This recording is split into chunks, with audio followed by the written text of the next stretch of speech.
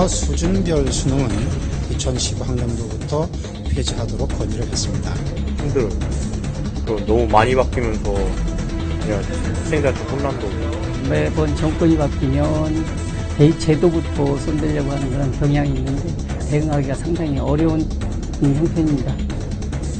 평준화 지역에 소재하는 자율형 사립고는 2015학년도부터 성적 제한 없이 선지원 후 추첨 선발로 변경하며 무력화 정책 처리하라! 처리하라! 처리하라!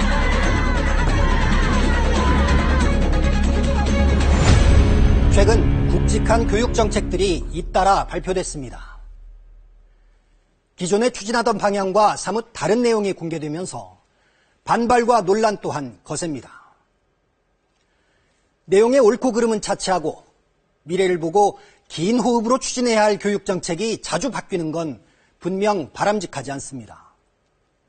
교육 100년지 대계란 말이 무색하게 요동치는 우리 교육의 현실과 문제점을 취재했습니다.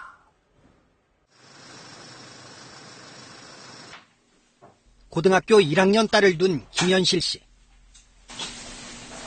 힘들지 않아? 어? 어때 요새? 공부하는 거 괜찮아? 김 씨의 최대 관심사는 역시 딸의 진로와 대학 진학 문제입니다. 틈틈이 자료도 찾아보고 입시 정보를 얻기 위해 학부모 모임에도 나갑니다. 엄마들 모임이 많이 있어요, 학교에는. 예, 그럼 이제 그 엄마들 모임에 나가서 주로 그런 모임에 나가는 이유가 그런 정보를 듣기 위해서. 김 씨는 요즘 대입제도가 또 바뀐다는 소식에 신경을 곤두세우고 있다고 합니다. 또 바뀌었구나. 또 언제 바뀔지 모르니까 이렇게 대처를 해봤자 또 의미가 없어질 수도 있겠구나. 예전의 논술처럼요. 지난달 말 정부는 대학 입학시험의 틀을 크게 바꾸는 방안을 발표했습니다. 그동안 교육 현장에서는 지나치게 복잡한 대입 전형 방법과 수준별 수능으로 인한 혼란 등에 대해 지속적으로 개선 요구가 있어 왔습니다. 대학마다 제각각 무려 3,000개에 이를 정도로 복잡한 대입 전형 방법의 수를 수시 4개, 정시 2개로 제한했습니다. 수능과 학생부, 논술 3가지만 남기고 구술이나 적성고사를 폐지하는 방안도 포함했습니다. 혼란, 학생 학부모들도 부담스러워하는 부분들이 있기 때문에 그런 부분들은 아무래도 좀 고쳐야 되지 않겠느냐, 불편 부담을 줄여야 되겠다, 그런 취지로 한 것이죠. 논란이었던 한국사는 2017학년도부터 수능 필수 과목으로 했습니다. 수능 시험에서 문과와 이과의 구분을 없애는 안도 검토하기로 했습니다. 이른바 융합인재를 길러야 한다는 취지입니다. 지금까지 그 이과 문과 분류하면서 여러 가지 교육과정의 편협적인 운영을 해왔는데 융합함으로써 그 교육을 정상화시키고 또한 그 융합 인재를 양성한다는 측면에서 바람직하다고 보고 있습니다. 특히 지난 이명박 정부가 적극 추진해온 주요 정책들을 대거 바꾸는 안이 만들어졌습니다. 영어 능력 평가 시험, 이른바 니트를 수능에 연계하는 것은 하지 않는 것으로 입장도 정리했습니다. 올해 처음 도입한 AB형 수준별 수능은 당장 내년에 영어를 시작으로 2017학년도에 완전히 폐지됩니다. 성취평가제, 절대내신제는 내년부터 고등학교에서 적용은 하지만 2019학년도까지 입시 반영을 미뤘습니다. 학생들은 이 적지 않은 변화를 어떻게 받아들일까? 한 고등학교 교실을 찾았습니다. 대입제도 관련한 그 정부 발표에 대해서 학생 여러분들 그 의견, 생각을 좀 직접 들어보러 왔어요. 거기에 대해서 좀 어떻게 생각하세요? 내년에 영어 AB형 갑자기 없어진다고 탁 생기면은 당황스럽잖아요. 지금 저희 2학년 학생들은. 저 같은 경우에는 수능보다는 좀 수시 위주로 준비를 해왔기 때문에 만약에 큰 수시의 변화가 있다면은 저한테는 좀 대학을 가는데 굉장한 불이익이 있지 않을까. 대학들 역시 당혹감을 감추지 못합니다. 입시라는 것이 또 이제 그 선발에 있어서 객관성, 공정성 이것이 또 이제 그 학부모나 또 학생들한테 이제 공감이 돼야 되는데 이번 같은 경우 이제 그런 이제 필터 장치를 다 없애고 나면 과연 이제 그런 공감할 수 있는 그런 그 바탕이 이루어지는 것인지 그런 것에 대해서 상당히 우려되는 바가 있습니다.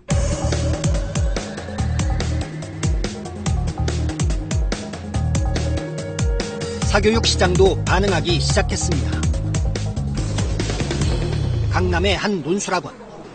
수요가 늘어날 것이라는 기대감에 들떠 있습니다. 논술 전형이 명실상부한 논술 전형이 될 수 있겠다.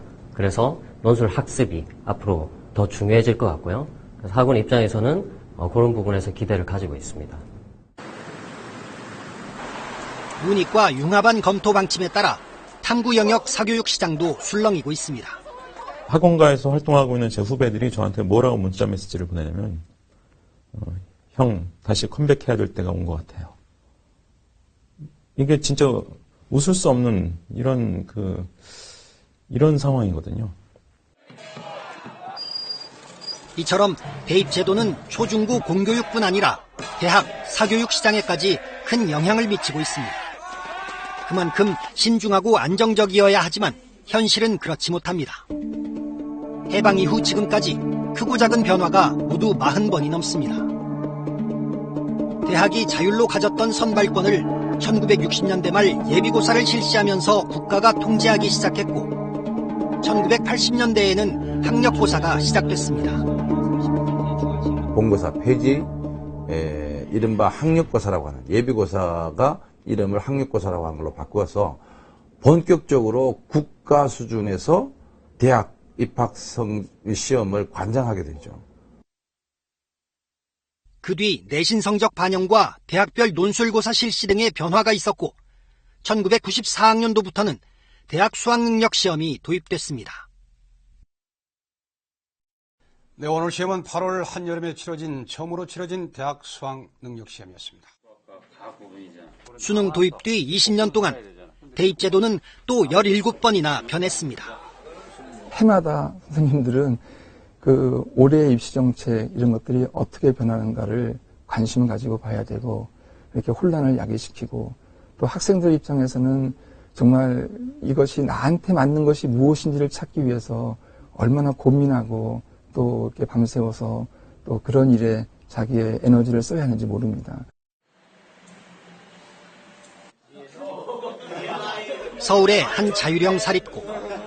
지난달 자사고 육성 정책이 사실상 폐기되면서 분위기가 어수선합니다. 대학 입시에 불이익은 없을지 걱정하는 목소리가 들립니다. 수시 제도나 그런 데서 자사고로서 이점이 많이 안 나타나지 않을까. 그러니까 자신 입시에 좀 불리하지 않을까. 그런 걱정도 많이 하고요. 자사고 학교 측도 학부모들도 반발이 만만치 않습니다. 자사고에 가는 학생들을 일반고로 돌려보겠다, 물꼬를 돌려보겠다. 이 의도가 분명한 겁니다. 이것은 바꿔서 표현하면 자사고를 고사시키겠다. 자사고를 죽이겠다. 이렇게 보고 있습니다. 자사고 육성 역시 지난 이명박 정부 때 강력히 추진했던 정책 중 하나입니다. 학생의 학교 선택권이 대폭 확대되고 학교 간의 자율적인 건전한 경쟁이 이루어질 것이다라고 예상이 됩니다. 4년 전 자사고 100개 육성을 약속했다가 고교 서열화를 부추겼다는 지적이 일자 다시 일반고를 살리겠다며 방향을 급선회한 것입니다.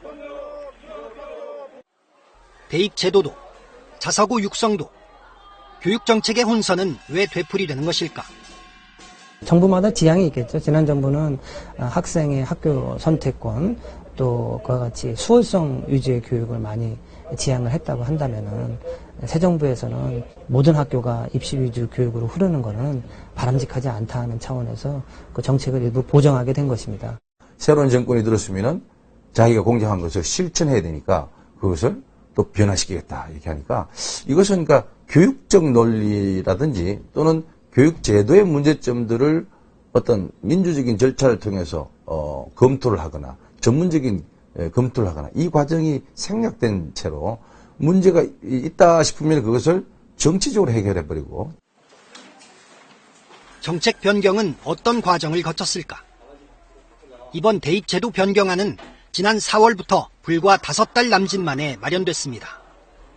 최종 확정 발표를 앞두고 공청회를 거치고는 있지만 졸속이란 목소리가 나오는 이유입니다. 5번에 걸친 공청회를 통해서 모든 것들을 결정한다고 해서 이런 말도 안 되는 겁니다. 이런 불만과 비판을 잠재울 해법은 없을까? 먼저 단기적인 성과에 연연하지 말고 교육 현장의 목소리를 골고루 듣고 반영해야 한다는 지적이 나옵니다. 이제는 학부모나 선생님들의 의견도 충분히 듣고 입시안을 내놔야 된다. 너무 서두르지 않았으면 좋겠습니다. 근본적으로는 독립적 위상과 권한을 가진 기구가 큰 틀에서 교육 제도를 연구하고 제시해야 한다는 목소리도 나옵니다. 대학과 정부와 그리고 시민사회 교육계가 모두 참여한 어떤 중립적인 기구를 이제 설정해서 중장기적이고 안정적인 어떤 대입제도 개편, 이것을 어떤 식으로 모색을 걸 것이냐를 좀 진지하게 따져보고 논의할 필요가 있다고 생각합니다. 정권의 변화와 관계없이 장기적인 교육 정책 수립이 꼭 필요하다는 겁니다. 이는 지난 대선 때 박근혜 대통령을 비롯한 주요 후보들 모두 공약한 내용이기도 합니다. 한 4년 내지 5년 정도 일관성 있게 연구를 하고 그거를 안정화시키는 것은 제도로 안정화시켜야 되니까 이제 법 개정이나 이런 걸 통해서 이렇게 해들어가는 그런 방향이 저는 타당하다고 보고요.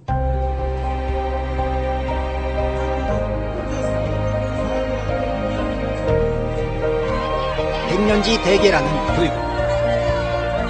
하지만 정권이 바뀌는 5년마다 교육도 바뀌는 5년지 소계로 전락한 것은 아닌지 공부하는 학생들이 묻고 있습니다.